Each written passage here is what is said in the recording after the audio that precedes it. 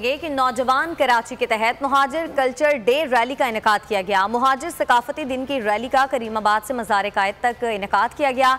Rally में फारूक सत्तार, मोहम्मद हुसैन और आमिर लियाकत समेत नौजवानों की बड़ी तादाद ने शिरकत की। कराची में मुहाजिर कल्चर डे का इनेकाद। मुहाजिर सकाफती दिन की मुनासबत से रैली निकाली गई।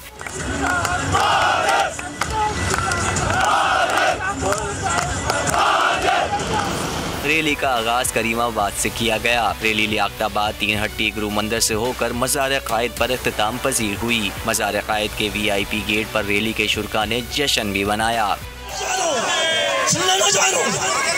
ये 2016 में ये दिन मनाया गया था।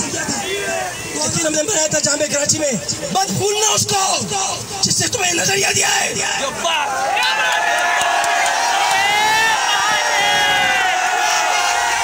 रैली में फारूक सत्तार, मोहम्मद हुसैन और आमिर लियाकत समेत बड़ी तादाद में लोग शरीक हुए।